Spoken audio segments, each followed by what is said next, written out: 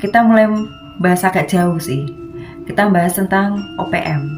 Kenapa sih OPM tuh nggak mau nyerah? Sederhana sih. Mau tahu alasannya? Kita bahas deh satu-satu. Yang pertama, mereka merasa tidak pernah memilih masuk Indonesia.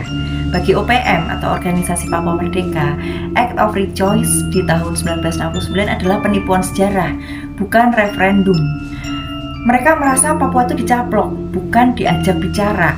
Jadi, perjuangan mereka adalah rebut kembali hak menentukan nasib sendiri. Yang kedua, pelanggaran HAM tak pernah diselesaikan. Banyak kasus kekerasan, pembunuhan, penghilangan, dan penyiksaan terhadap rakyat Papua tidak pernah diadili secara tuntas. Jadi, rasa sakit kolektif ini diturunkan antar generasi. Dan mereka melihat aparat bukan sebagai pelindung, tapi sebagai ancaman. Yang ketiga, ketimpangan masih terjadi.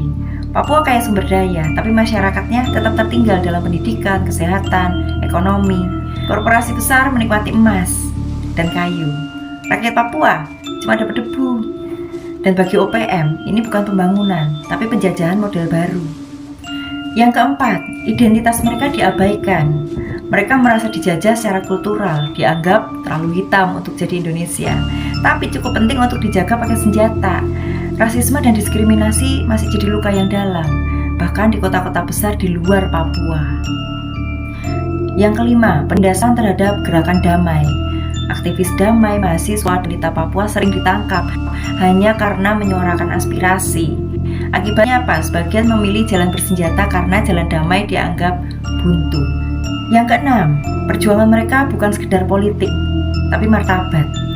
OPM percaya bahwa menjadi Papua Merdeka bukan hanya soal bendera, tapi soal harkat dan martabat manusia. Mereka ingin berdiri sejajar di dunia, bukan menjadi daerah tertinggal yang disuapi pusat. Jadi kesimpulannya apa? OPM tidak menyerah karena mereka belum merasa dihormati. Selama luka sejarah tidak diakui, selama suara mereka tetap dibungkam, dan selama keadilan tidak ditegakkan, mereka akan terus melawan.